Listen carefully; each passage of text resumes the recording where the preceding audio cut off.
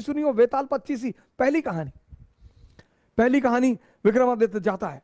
सोचिए क्या शिक्षा देने का तरीका था हमारे देश में, कहानी सुनाकर संदेश देना।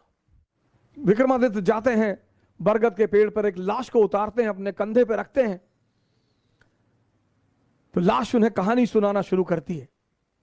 अब सोचिए सर, इस कहानी का मकसद क्या है? सुनिए कहानी और उसका मकसद। लाश उन्हें कहानी सुनाना शुरू करती है कि एक आचार्य थे, उनकी बड़ी खूबसूरत सी बेटी थी। आचार्य के 3 शिष्य थे। अब देखिए क्या तरीका था पढ़ाने का, संदेश देने का।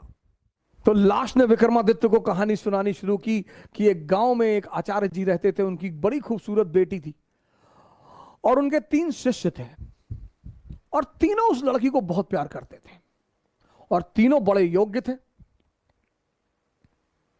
आचार्य जी को भी लगता था कि यार योग्य तो तीनों है, लड़की को भी लगता था कि योग्य तो तीनों है, तो शादी किससे करूं?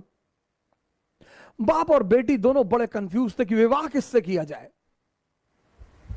और जब लड़की यह सुनिश्चित नहीं कर पाई कि विवाह किससे किया जाए,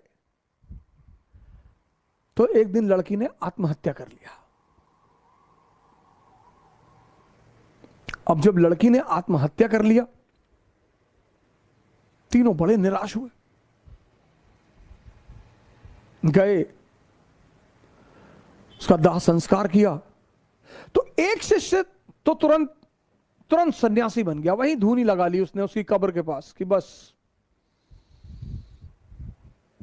अब जीवन में कुछ करना ही नहीं, जिसको मैं प्रेम करता था वो बचा ही नहीं, तो अब जीवन में कोई सार नहीं, अब सिर्फ तपस्या करनी है और तपस्या करके ही जीवन को त्याग देना है।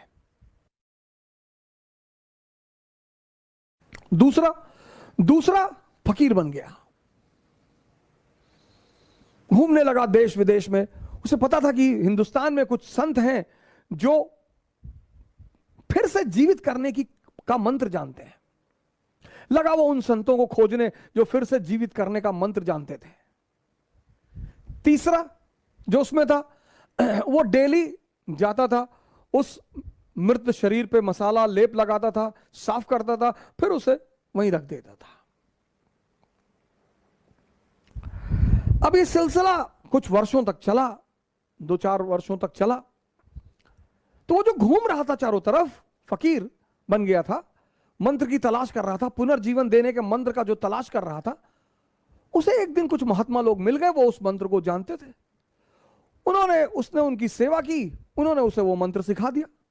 जैसे ही उसने मंत्र सीखा, वो भगा वापस गांव की तरफ, और वापस आकर उसने उस युवती को फिर से जिंदा कर दिया। जब उसने फिर से जिंदा कर दिया, तीनों दावेदार फिर खड़े हो गए, और अब तो युवती और सुंदर हो गई।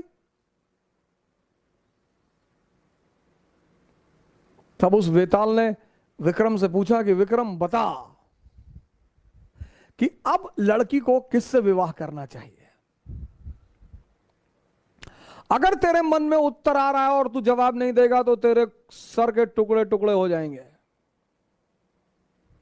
और अगर तूने जवाब दिया तो मैं तुझे छोड़कर चला जाऊंगा। वेताल ने कहा कि अगर तेरे मन में जवाब आ रहे हैं, और ये नेचुरल प्रकृति है, हमारे सामने जब भी कोई परिस्थिति होती है, एक जवाब मन में आता है कि ये कर ले यार, नेचुरल प्रकृति है, नेचुरल जवाब आना ही है। तो वेताल ने कहा कि देख विक्रम, अगर तेरे मन में जवाब आ रहा और तूने मुझे नहीं दिया तो तेरे सर के टुकड़े टुकड़े हो जाएंगे, और अगर दे दिया तो मैं चला जाऊंगा। तो विक्रमादित्य ने जवाब देना शुरू किया, कहा जो मंत्र सीख कर आया और जिसने पुनः जीवन दिया वो पिता तुल्य है।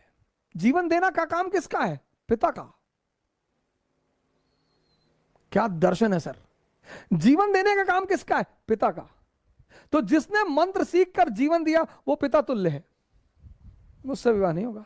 जिसने उस शरीर की सेवा की 4 साल तक, वो पुत्र का धर्म है, सेवा करना पुत्र का धर्म है, वो भी बाहर हो गया। जिसने अपनी ही जिंदगी दांव पे लगा दी, यही प्रेम की कसौटी है, विवाह उससे होना चाहिए।